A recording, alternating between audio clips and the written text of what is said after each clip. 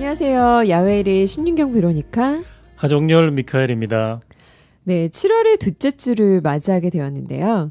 미카엘 씨, 요즘에 날씨가 너무 덥죠? 네. 네, 어떻게 여름을 이겨내고 계신가요? 예, 여름이 정말 제대로 찾아온 것 같아요. 네, 그쵸. 네, 매일매일 그 네. 온도가 많이 올라가고 있는데요. 그쵸. 이럴 때 저는 여름 보양 음식도 좀 챙겨 먹고 네. 운동도 열심히 하고 있습니다. 아, 네. 좋은 걸 하고 계시군요. 예. 베로니카 씨께서는 어떻게 여름을 잘 보내고 계신가요? 아, 네. 저는 요즘 너무 더워서 이렇게 시원한 것만 생각이 나더라고요. 그래서 매일 차가운 음료수를 계속 마시고 있습니다. 네, 그렇게 더울 때 네. 계속 시원한 것만 마시지 마시고 네. 저처럼 그 좋은 음식 네. 이열치열로 할 수 있는 따뜻한 네. 보양 음식을 먹는 것도 건강에 좋은데 한번 그렇게 좋은 네. 음식을 한번 드셔보세요. 네, 알겠습니다. 네. 트라이 해보겠습니다. 네, 네, 근데 저번 주 어느 날 너무 더워서요. 제가 점심을 먹고 수박 주스를 먹으려고 카페에 갔었습니다. 네, 주스를 시키고 나서는 점심을 먹고 옮겨오면서 지갑을 잃어버렸다는 걸 알게 되었어요. 네, 또 지갑에 중요한 것들이 많은데 못 찾고 있으니까 정말 하루 종일 제가 혼자 짜증을 내고 있었거든요. 그러다가 퇴근하려고 이제 차에 탔더니 자동차 뒷좌석에 지갑이 떨어져 있더라고요. 예. 그래서 이제 집에 가기 위해서 프리웨이를 딱 탔는데 타기 전에 홈리스 아저씨가 너무 목마르고 배고프다고 하시면서 이제 동냥을 하고 계시더라고요. 그래서 그 아저씨 모습 보면서 제가 한나절 동안 이렇게 짜증내고 있었던 제 자신이 되게 부끄러워지면서 그 아저씨께 제가 아까 먹으려던 수박 주스의 값을 비슷하게 드렸어요. 그래서 아저씨가 이렇게 좋아하시는 모습을 보니까 기분이 되게 좋더라고요. 그래서 이렇게 막 아까 내던 막 짜증은 없어지고 또 좋은 마음으로 집에 오게 되었습니다. 아, 그러셨네요. 네. 오늘 정말 정신없는 하루를 보내신 것 같은데요. 네. 그래도 나보다 더 좋지 않은 처지에 있는 사람을 도와줌으로써 네. 마음의 기쁨을 찾을 수 있었던 하루를 보내신 것 같은데요. 네, 그날 하루를 생각해 보면 주님께서 저에게 하시고 싶었던 말씀이 바로 그거였던 것 같아요. 네, 사실 우리들은 평범하게 살아가는 것 같지만 정말 어렵게 살아가는 이웃들에 비하면 정말 행복하게 살아가고 있는 것이거든요. 범사에 감사라는 말이 있잖아요. 그런데 항상 우리는 힘들어지고 나면 그때 참 감사했었다라고 그렇게 생각하게 되는 것 같아요. 그러나 그것을 평소에 잘 알기 위해서 언제나 우리보다 힘든 이웃들을 잘 살피고 보듬어 줄 때 우리의 평범하기도 하고 슬프기도 하고 기쁘기도 한 모든 날들에 감사함을 느낄 수 있는 것 같습니다. 예, 맞습니다. 저희들도 생활하면서 내 삶 안에서 나의 인생이 너무 중요한 건 사실이지만 네, 나 혼자만의 힘으로 이 세상은 살 수 있는 건 아니잖아요. 그쵸. 예, 그래서 저희들의 이웃들과 항상 희노애락을 같이 함께 함으로써 저희 삶이 더욱 풍부해지는 것 같습니다. 네, 그래서 오늘은요, 우리의 어려운 시간을 보내고 있는 이웃들에 대한 이야기를 함께 해보도록 하겠습니다. 네, 바로 다시 찾아뵐 테니까요. 채널 잠시만 고정해주세요.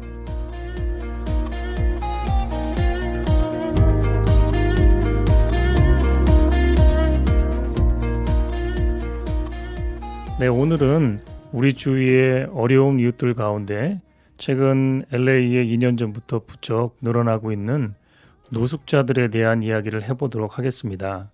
네, 요즘 노숙자들이 자신들의 안전 때문에 도심 사거리까지 많이 진출을 하고 있는데요. 대낮부터 버스 정류장 의자에 앉아 있거나 드러누워 있는 모습들을 많이 요즘에 보게 됩니다. 네, 그뿐 아니라 박스 천막을 치고 그 안에서 생활을 하기도 하는데요. 단지 도시 미관 문제가 아니라 소위 미합중국에서 자기 국민들이 과거 공화당 정부에서 볼 수 없었던 대규모 노숙자들이 날로 증가하고 있는 상황인데도 주지사나 또 시장 또 관할 시의원들을 통해 이 문제들이 잘 해결되지 않고 있다는 정말 안타까운 사실입니다. 많은 시민들도 늘어나는 노숙자들의 이러한 비참한 모습에 고개를 돌리고 안타까워하는데요. 네, 최근 더 주목할 점은 젊은 나이에 홈리스들이 너무나 부쩍 많아졌다는 것이 가장 안타까운 현실입니다.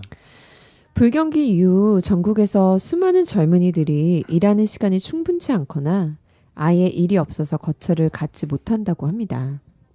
대부분 대학에서 공부를 했거나 취업 경력이 있는 젊은이들입니다.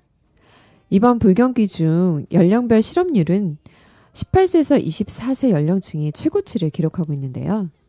직장이 없고 수입이 없어 부모 집으로 다시 들어간 젊은이들, 소위 부머랭족들은 운이 좋은 편입니다.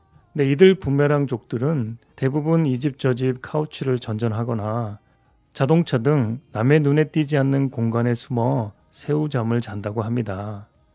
그렇지만 이들은 홈리스라는 꼬리표를 오랫동안 두고두고 달고 다니는 것을 빨리 피하고 싶어 한다고 합니다. 네, 노숙자가 된 24세의 듀안 테일러의 이야기를 들려드리면요. 감원으로 직장을 잃기 전까지만 해도 자기 아파트에 살면서 커뮤니티 컬리지에서 인문학을 공부했다고 합니다. 그런데 감원을 당하고 이어 찾은 두 번째 일자리에서도 다시 해고를 당했고 그리고 세 번째 일자리에서도 마찬가지였다고 합니다. 그는 이제 기준을 확 낮춰서 잭인더박스에서 허드렛 일을 했었는데요. 그 수입으로는 아파트를 렌트하거나 룸메이트로 들어갈 수가 없어서 홈리스 보호소에서 자거나 이따금 누이의 아파트 카우치에서 새우잠을 잔다고 합니다. 이렇게 불경기 이후 20대 초반의 젊은 홈리스들이 전국적으로 늘어나고 있는 실정이라고 하는데요. 이제 그의 유일한 목표는 직장을 잃게 되더라도 스스로 꾸려나갈 수 있는 형편이 되는 것이라고 합니다. 네, 이렇게 이들 젊은 성인들은 미국의 홈리스 인구의 새로운 얼굴이 되고 있는데요. 빈곤 문제 전문가들에 의하면 이들 젊은 홈리스 인구가 점점 엄청나게 늘고 있다고 합니다. 그럼에도 문제가 거의 드러나지 않는 것이 정말로 큰 문제라고 합니다. 대부분의 도시와 주들은 홈리스 가족들의 초점을 맞출 뿐 젊은 성인 홈리스들을 따로 가려내려는 노력을 하지 않고 있다고 합니다. 이들 젊은이는 나이든 장기 노숙자들로부터 피해를 당할 두려움에 일반 보호소를 기피하는 경향이 있다고 합니다. LA는 지난 2011년 전국 최초로 길거리에서 사는 젊은 성인 인구를 집계하기 시작했는데요. 당시 파악한 숫자는 3,600명. 한편 LA시 보호소 수용 인원은 그 17%밖에 되지 않았다고 합니다. 그 나머지는 각자 자기가 알아서 할 수밖에 없는 것이라고 LA 홈리스 서비스 당국의 총무는 말하고 있습니다. 이런 홈리스들을 위한 홈리스 대상 봉사 업무는 오랫동안 두 그룹을 겨냥해 운영되어 왔다고 하는데요. 바로 어린 아이들과 노인들입니다. 전문가들이 말하는 소위 과도기적 젊은이, 즉 도움이 필요한 젊은이들을 겨냥한 관심은 거의 없다고 하는데요. 네. 이들 젊은이들이 안전하게 성장해서 성인기로 들어가려면 단순히 깨끗한 옷과 보호소를 제공하는 것만으로는 충분하지 않다고 많은 전문가들이 말을 하는데요. 홈리스 처지를 벗어날 방안이 필요하다는 것입니다. 이들 대부분은 기술을 익혀서 스스로가 사회에 나가서 일할 수 있는 기회를 이들은 원하고 있다고 합니다. 오늘은 최근 늘어가고 있는 18세, 24세의 미국의 노숙자들에 대한 현재 상황과 문제점들, 그리고 방안에 대해 간단하게 이야기를 해보았습니다. 공부를 해오던 그들이 자신의 꿈을 이루어내려고 노력하는 모습이 필요한데요. 그들이 돈을 벌고 살아갈 수 있는 어른이 되어가는 과정 속에 맞닥뜨린 경제적인 문제들, 그리고 불경기와 함께 찾아온 취업난, 그리고 그 안에서 실패와 반복들로 인한 실망감, 그리고 절망들. 참 젊은 친구들이 이런 힘든 고통의 시간을 겪고 있을 거라고 생각하니 너무 마음이 아픕니다. 빨리 시급히 이 젊은 노숙자들을 겨냥한 관심과 그들을 이 시간 속에서 빨리 벗어나 다시 세상 밖으로 나갈 수 있는 대책이 마련되어져야 하는 것 같습니다. 그리고 제일 중요한 것은 자신의 의지와 믿음이겠죠. 이런 젊은 노숙자들 중 자신의 처지에 굴하지 않고 자신에 대한 믿음과 의지로 꿈을 키워 이루게 된 카자디 윌리엄스의 이야기를 소개하겠습니다. 먼저 같이 들어보시죠.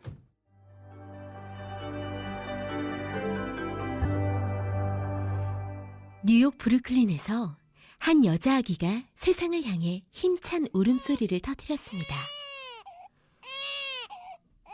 불쌍한 내 딸, 엄마가 미안하구나. 엄마의 나이는 14살. 아빠는 누군지도 모르는 사생아였던 아기의 이름은 카디자 윌리엄스.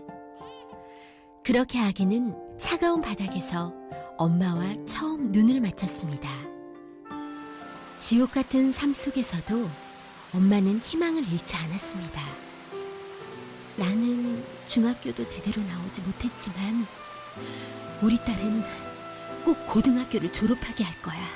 모녀는 포주와 매춘부, 마약상들이 우글거리는 거리의 쓰레기 더미에서 고단한 삶을 이어갔습니다. 집이 없는 까닭에 학교도 자주 옮겨야 했죠. 노숙자가 부끄러운 게 아니라 내 자신에게 부끄럽지 않아야 돼. 난 열심히 공부해서 오프라 윈프리만큼 훌륭한 사람이 될 거야. 그런 소녀를 보고 거리의 포주들이 놀렸습니다. 노숙자 주제에 무슨 학교랑? 얘야, 여기서 나와 같이 일하자. 넌 어리니까 인기가 좋을 거야. 전 꼭 대학에 갈 거예요. 노력하면 할 수 있어요. 소녀는 고등학교 1학년이 되자 사회단체와 장학재단 등의 도움을 요청하는 편지를 보냈습니다. 절박했던 소녀의 편지는 하루도 거르지 않았고 마침내 단체들이 응답하기 시작했습니다. 오 마이 갓! 마침내 기적이 일어났습니다. 브라운 대학교를 비롯하여 컬럼비아, 암허스트, 하버드대 등 20여 개의 명문대학에서 합격 통지서를 보내왔습니다. 카디자 윌리엄스는 제퍼슨 고등학교 졸업식에서 다음과 같이 말했습니다. 친구들은 처음에 나를 노숙자라고 놀렸지만 이젠 존중하기 시작했습니다. 전 한 번도 가난을 핑계대지 않았습니다. 가난이 결코 변명거리가 되지 못한다고 생각했습니다. 가장 낮은 계층의 노숙자였던 소녀 카디자 윌리엄스. 그녀는 끊임없이 이어지는 고난과 불행에도 꿈과 희망을 잃지 않았습니다. 그리고 이제 사람들은 노숙자 대신 하버드 장학생이란 수식어를 그녀의 이름 앞에 붙입니다.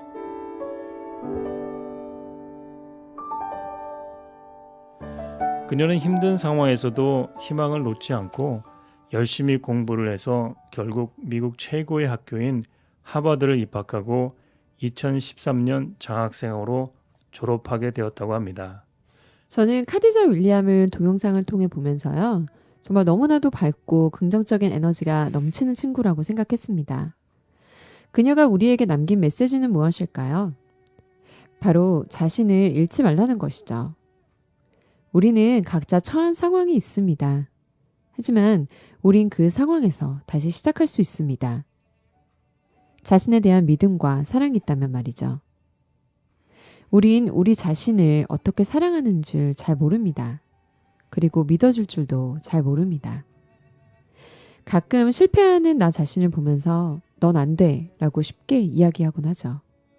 그리고 절망하고 포기합니다. 그러나 주님께서는 말씀하십니다. 나를 믿고 따르라고요. 당신이 나를 너무나 사랑하셔서 나를 강하게 만드시고 그리고 나를 주님의 반석 위에 반드시 세우실 것이라는 걸 믿으십시오. 그리고 그 응답이 들어지지 않을 땐 바로 내가 그 기도의 응답이 되어 다른 사람의 빛과 소금이 될 것을 바라시기 위한 것이라는 걸 알면 됩니다. 우린 힘든 처지에 있는 이웃들에게 빛이 되고 소금이 되어주기 위해 얼마나 노력하며 살아가고 있나요? 우리 주변에는 우리보다 더 어려운 많은 이웃들이 있습니다.